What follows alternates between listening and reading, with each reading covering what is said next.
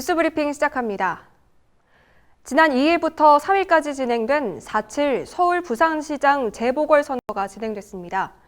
이번 재보궐선거 사전투표는 지난 2일부터 3일까지 전국 21개 지역 722개 투표소에서 치러졌는데요. 사전투표율이 20.54%로 역대 재보궐선거 중 최고치를 기록했다는 소식입니다. 특히 서울시장 선거 사전투표율은 21.95%를 기록했습니다. 더불어민주당과 국민의힘은 저마다 자신들에게 유리하다며 아전인수식 해석을 내놓고 있는데요. 민주당은 막판 지지층 결집에, 국민의힘은 정권 심판론을 바탕으로 민심을 끌어내는데 총력을 기울이고 있습니다. 5일 YTN 라디오에 출연한 민주당 최인호 수석 대변인은 사전투표율이 높은 저희 당 후보에게 늘 유리했다며 사전투표에서 서울과 부산 모두 민주당이 크게 이긴 것으로 분석된다고 주장했습니다. 민주당 서울시장 후보로 나선 박영선 후보는 지난 3일 유세에서 높은 사전투표율에 대해 그만큼 열정적인 지지자들이 많다는 것이기 때문에 굉장히 긍정적으로 보고 있다고 말했습니다.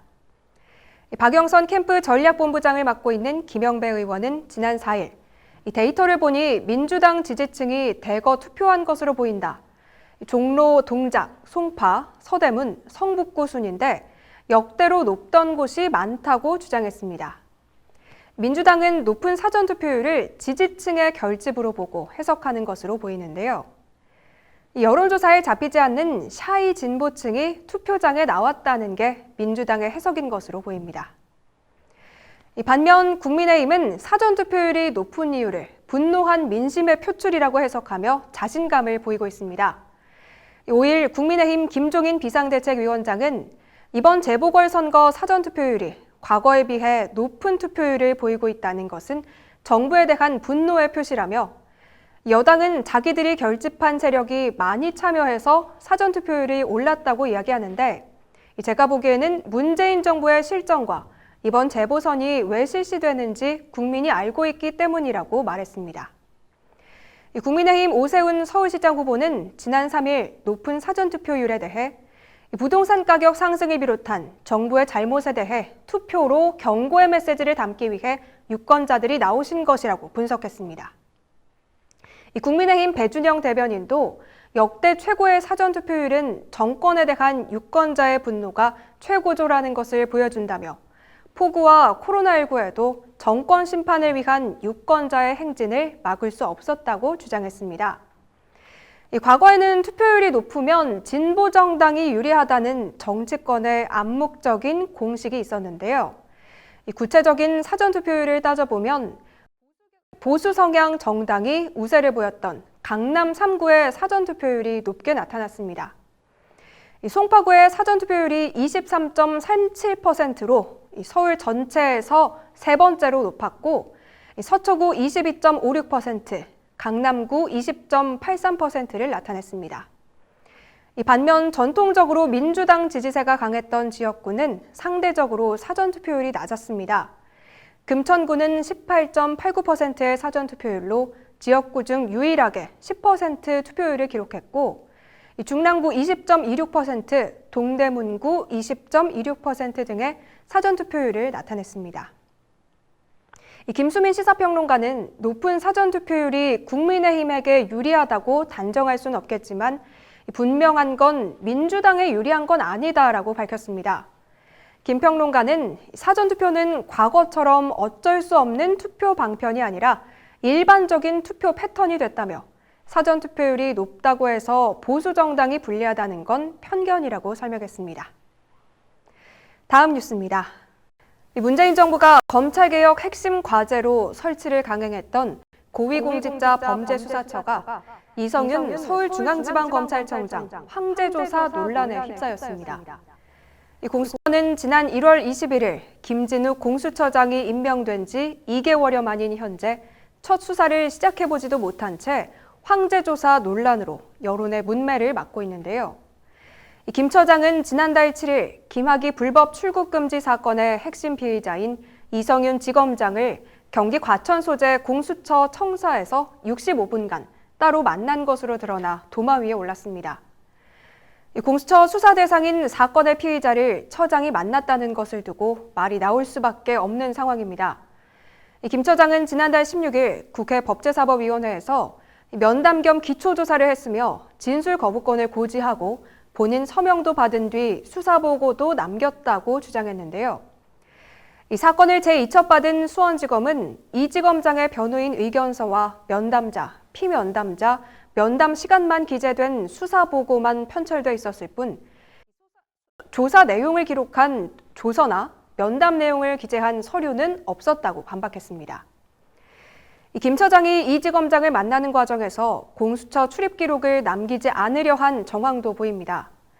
이 TV조선이 공개한 CCTV에 따르면 두 사람이 만날 당시 과천의 한 이면도로에서 이 지검장이 자신의 차에서 내린 후 김 처장의 관용차로 갈아타고 공수처로 향한 사실이 확인됐습니다.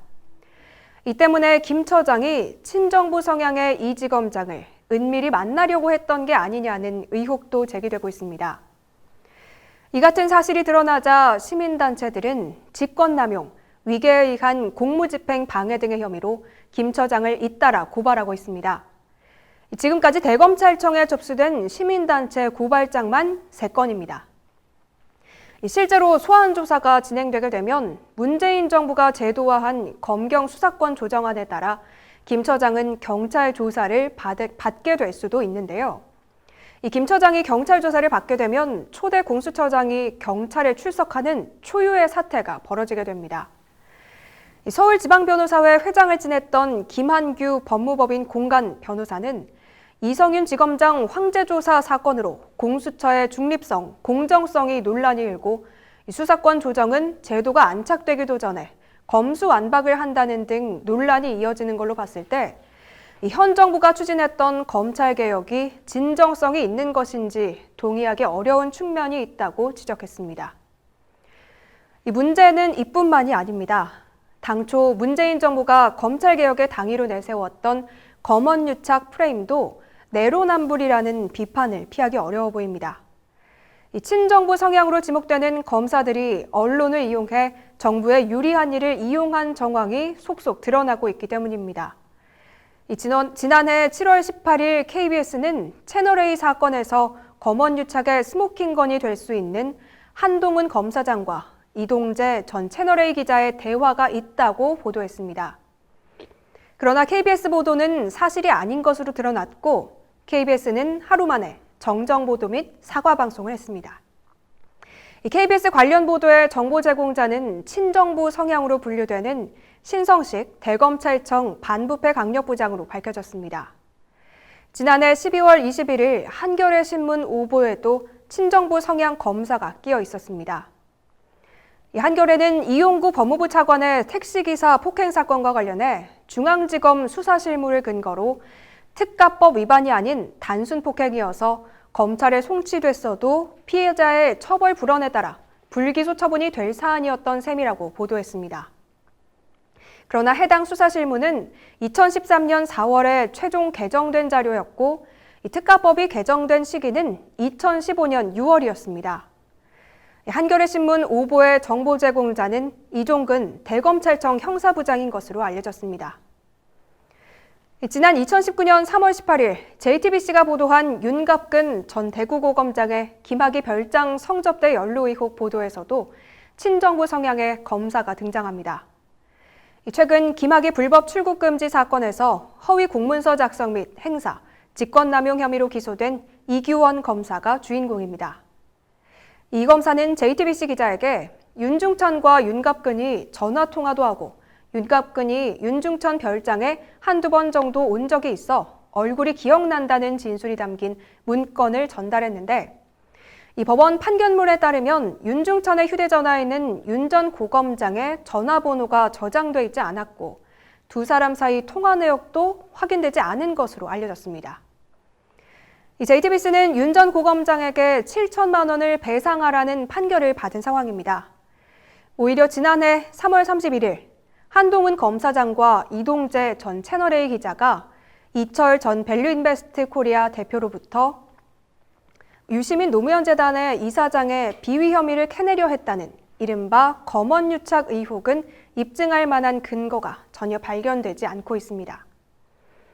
이 권경의 법무법인 해미를 변호사는 친여권 성향의 검사들이 벌인 검언유착을 뛰어넘는 권언유착으로 봐야 한다고 지적했습니다.